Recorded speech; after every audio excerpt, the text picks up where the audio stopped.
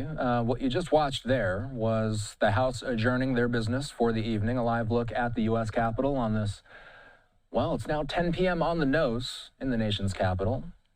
We did hear, by the way, from a number of representatives and senators today as we were following so closely what exactly would happen with this bill relating to releasing more federal files relating to the Epstein case. We haven't heard a whole lot of reaction on camera from lawmakers since then. A lot of them have remained active on the floor, by the way, at least on the House side. We've been seeing a number of them taking to the mic.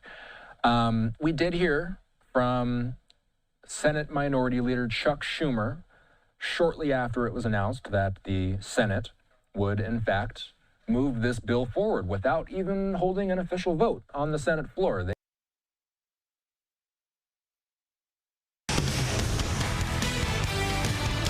Moments on Dearborn streets during an anti-Muslim protest met with protesters demanding peace. I'm Dave Kinchin with the video next.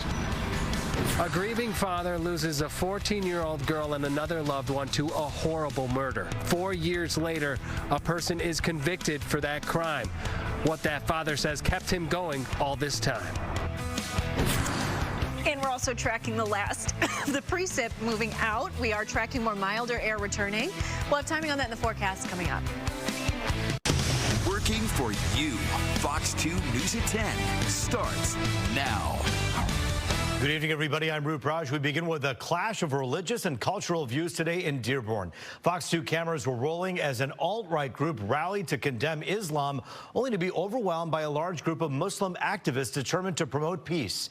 Fox 2's Dave Kinchin was there and joins us live with the story. And Dave, all in all, any arrests? Was everything peaceful on both sides? You know, there were some skirmishes, but overall generally peaceful. We're still waiting to get some of the final details from police in terms of what they may have seen. There were really about 3 rallies all across Dearborn. They were moving down streets, down the downtown area and over by Dearborn City Hall. And at times it did get pretty intense. Some shoving going on and some words exchanged at a high volume. Take a look.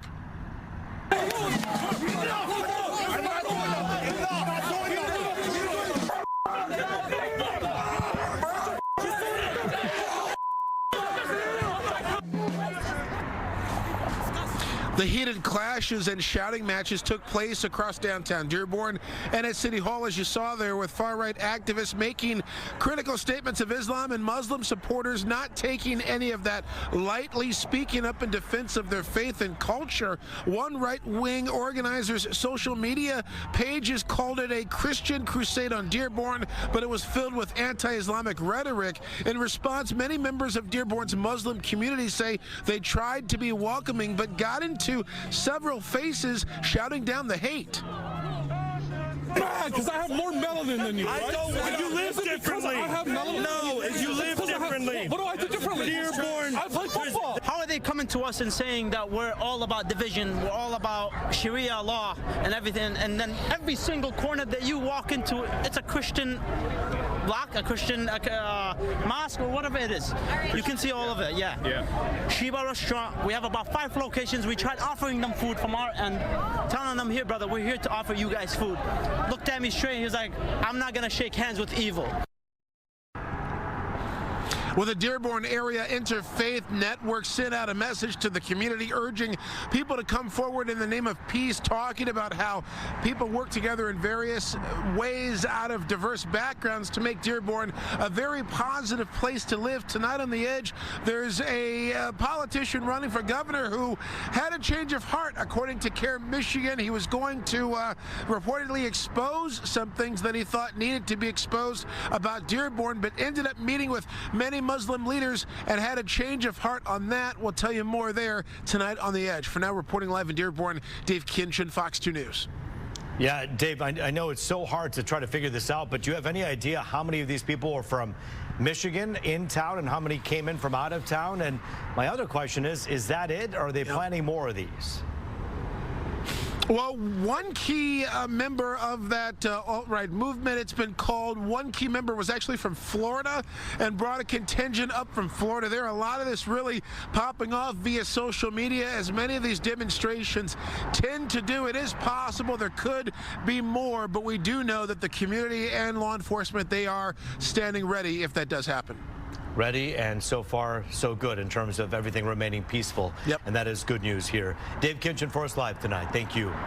Thank you to Wyandotte, the school district there, announcing the closure of Wilson Middle School tomorrow as district officials investigate a possible outbreak of norovirus. This includes all after-school sports and activities. The superintendent there saying several students reported feeling sick around lunchtime on Tuesday. Families are advised to check Parent Square for any updates. You know, it's been 4 years since the senseless murder of a mother and daughter in Van Buren Township. But today, just days after a jury convicted their killer, we're hearing from the father of the teenage victim. Fox 2's Dave Spencer spoke with him today and has more on the crime and the search for justice that really has changed lives here, Dave. A lot of lives, Roop. Yeah, I spoke with Carl Leatherberry. That's the father of 14-year-old Daraca Leatherberry, and he's waited a long time for this day. In fact, it's been 4 years. His daughter and her mother were killed back in July of 2021, stabbed to death in their apartment back in Van Buren Township. And this past Halloween, just days ago, a jury found that suspect guilty of 2 counts of murder in the first degree. That murderer, 52-year-old Lionel Vincent, was the prime suspect from the very beginning here. Back on July 25th, Carl Leatherberry was out of town attending his grandmother's funeral when he got a phone call. His daughter, Daraca, and her mother, Yachanda Snipes, were both found dead inside their home in the Belleville Pointes Apartment Complex. Carl would find out at trial that they were both stabbed to death, more than 15 times apiece. Detectives were able to place Vincent at the scene of the crime thanks to a GPS tether that he was court-ordered due to a parole from a previous conviction. Now, Carl said prior to these double murders, he had never heard of Lionel Vincent before, finding out that Yachanda had been dating him for a short time prior to the crime. After 4 years now of waiting, he is finally seeing an end to this chapter of his life.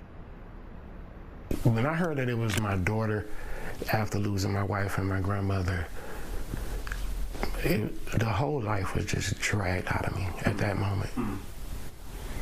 And praying and keeping my faith strong is all I really had. And so I started cooking. I got in the kitchen and I started cooking. And cooking in that kitchen all that time and knowing that they love me doing that is what really kept me going. And you see Carl just light up when he talks about that, and he keeps on cooking. He's now a professional chef, putting that passion to work for him. As for Vincent, well, he'll be back in a Wayne County Circuit Court later this month, November 24th, for a formal sentencing. Now, coming up at 11, we're going to dig deeper into his criminal past, explain just why he had that GPS tether on his ankle when he committed that murder. That story coming up in less than an hour. For now, live in downtown Detroit, Dave Spencer, Fox 2 News. Yeah, Dave, I know you'll get into some more of this at 11 o'clock, but if you can tell us here right now, did there seem to be some trouble in their relationship? Were there PPOs involved with this suspect?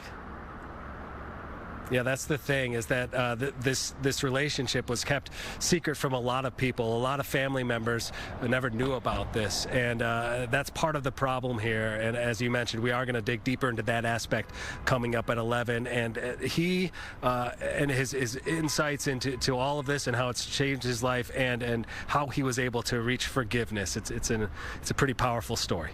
It's a story we'll look forward to seeing tonight on The Edge at 11. Dave Spencer for us live tonight. Thank you. Well, tonight, both the Senate and the House have voted to force the Justice Department to release all of the material on disgraced financier Jeffrey Epstein. Now the bill heads to President Trump to sign into law. It's in stark contrast to Republicans' previous position on releasing the files. Without objection, so ordered. The Senate has now passed the Epstein bill as soon as it comes over from the House. After months of fighting over how to handle questions about Jeffrey Epstein, the Senate unanimously agreed to force the release of all the Justice Department's documents after an overwhelming majority of the House passed the bill Tuesday. The yeas are 427, the nays are 1. A bipartisan group of lawmakers speaking alongside some of Epstein's victims before the vote. For you to knowingly put yourselves at risk and put your career at risk is unbelievable to watch, and we are so grateful. The vote comes after a surprising reversal from President Trump, who now says he supports releasing the materials. I have nothing to do with Jeffrey Epstein. And a rift with one of the president's most staunch supporters, revealing the divide within the party. Watching this actually turn into a fight has ripped MAGA apart. Speaker Mike Johnson kept the House closed during the government shutdown, and just last week, Arizona Congresswoman Adelita Grijalva was sworn in, becoming the final member needed to force a vote. Johnson argues this was not a reversal for him, saying he wanted to make sure names of victims are protected. We want the bill to be amended so it doesn't, at the same time, violate victim privacy, create new victims. Well, it's unclear how long it could take the Justice Department to release all of those documents. And right now, Fox2Detroit.com, we're asking you on a scale of 1 to 10 how important it is for the U.S. to see the Epstein files. If you want to vote, just scan the QR code on the right of your screen, as you can see right here. Right now, it's just about a 7. More than average, more than number of people are saying, yes, we'd like to see that. We're talking with Oakland University political science professor Dave Dulio and former U.S. Attorney Matthew Schneider about this and a variety of other topics on The Pulse tonight. You can watch that at 11:30 right here on Fox 2. Let's talk about the weather now. What it is, 37 degrees. Around 5 p.m. it was 41. Yeah. We haven't dropped that much, Stephanie Mead. We haven't, no. And our temperatures, I think, overnight, too, are going to remain in the 30s, so it's not going to be a huge dip. And I think moving forward, we see 50s. So nice. It's going to be really, really nice, I think. Exactly. And almost December at this point. Yeah, I mean, we're almost at the last week of November here, so it's going to feel really, really nice. This is a live look over the city. We have cloud cover overhead, and clouds are starting to keep us, or at least keeping those temperatures at bay in the mid to upper 30s. It's dry, it's quiet for the most of us. We do see a few lighter showers, and the last of this system finally exiting northern Macomb County, and then also parts of St. Clair County too. So once that tracks over into Canada, I do think a vast majority of us, or at least 99% of us, are going to be dry. That's going to be the case overnight. There really isn't a whole lot of moisture to be working with here overnight and through the day tomorrow. So we see at least a dry start to our Wednesday. Temps not bad right now, 37 in the city, 35 Lansing, 33 in Mount Pleasant. Temps tonight not dropping a whole lot more. In fact, I think a lot of us will be in the low to middle 30s. A vast majority of us, I think, closer to the freezing mark than anything else.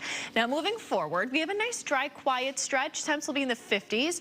We also have a little peek at what to expect heading into next week, too, for your travel forecast as well for Thanksgiving. So we'll have that coming up in the next, say, 10 to 15 minutes. I'm Ingrid Kelly. Tense moments in parts of Oakland County after 2 detainees tried to escape federal custody, and one is still on the loose. The story next. Plus, it's official as Wayne County certifies the mayoral election in Hamtramck, who the winner is and just how close the race turned out to be. You're watching Fox 2 News at 10.